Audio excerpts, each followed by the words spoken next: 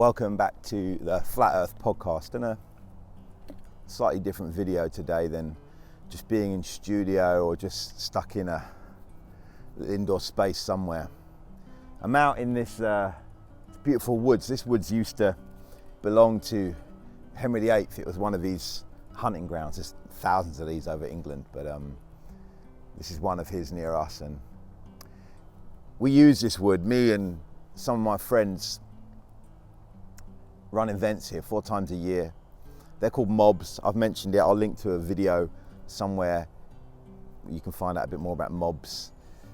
But one thing we started doing every mob is, let me explain, let me back up. It's a man's event, and it's there to support men in this time when men are underappreciated, overstressed. Here in England, suicide levels are just crazy.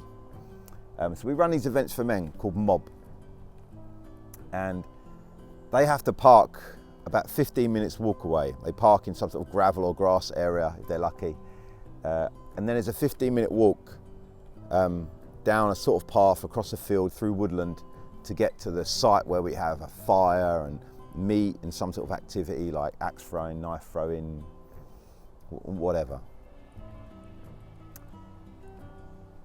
On the 15-minute walk, we've started to do something that's really cool, really cool. We paint these boards, these massive long boards, 6-foot boards, with questions. 5 or 6 questions every time we do these events, and we hang them high above in the trees so people walk under them, almost through them. They're dotted around, and it's winter at the moment here. So in the winter events, we floodlight them. And they're little primers so that as the men get from their car and they walk down to the woods where we want to kind of have good conversations and help men talk about their lives, it kind of helps them detach from just the normal, everyday, mundane, I just put the kids to bed before I came out, I've had a hard day at work, whatever. And it begins to ask them some questions. We have 18 questions that we've used now. So we set this little space up. A little cathedral of questions. And dotted around this place where the men can come in if they want to, is the questions we've used in the past, because these questions don't go away. I'm looking at one over there. It says, what makes you come alive? Another question says, who has your 6? Military term. Who has your back? I look over there, I see, in a storm, what is your anchor? Just in front of me here, a question, quite a prying question. Are you carrying everything? So we put these questions up, and they're good for that month, and they feed into the discussion and the kind of atmosphere of the evening. And then we put them away. They go on the question pile. So we've dug them out and we've put them here. And I guess what I wanted to talk about today, I wanted to ask you, what do you do with your questions? Where do you go with the things you're struggling with? Who do you talk to? Do you talk to anyone? Every now and then does some crisis or calamity or good thing happen in your life, and it gives you a brand new set of questions. And they press on you for a while, and maybe you do whatever you do with them, but then do you just put them on the pile?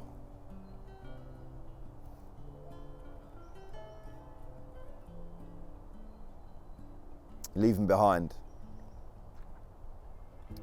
I think lots of us have lots of unanswered questions. And don't get me wrong, I don't think there's a man or woman alive that can have all their questions answered. I don't think that's how it works in life.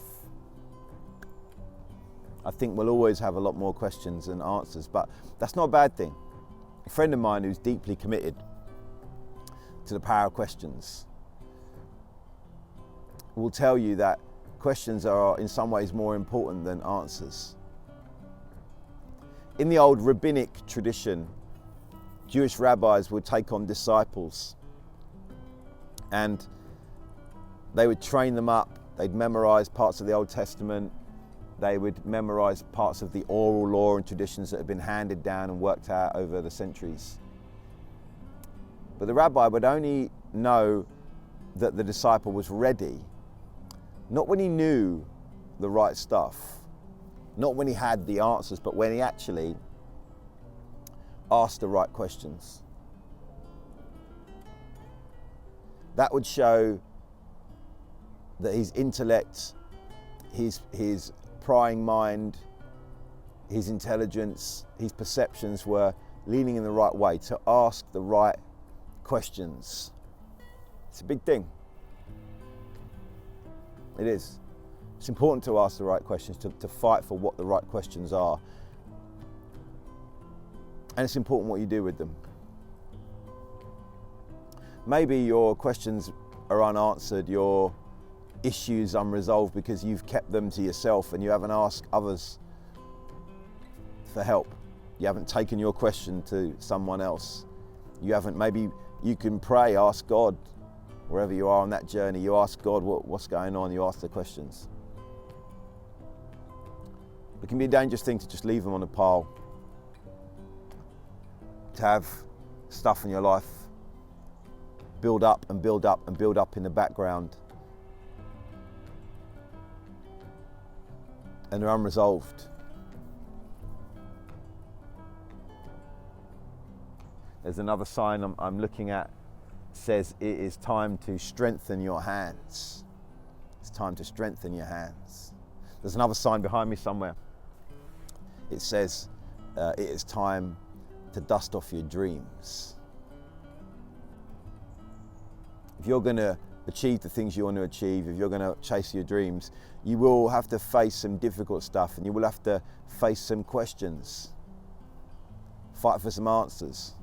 Find the right categories of questions to ask.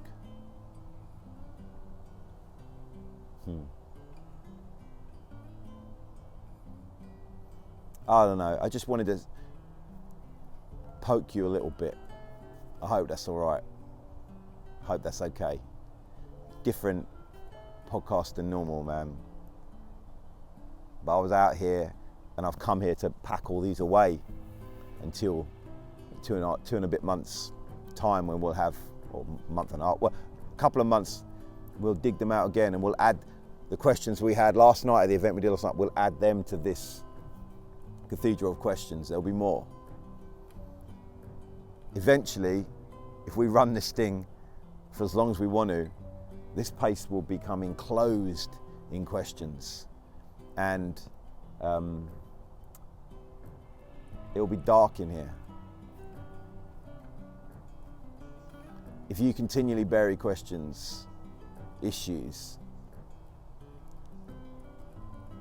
you block out the light. It begins to get dark and dim and it's hard to find your way around, hard to navigate around life. Anyway, food for thought. I've got to put this stuff away now. So I'm going to do that. But have a look around. See if any of them appeal to you.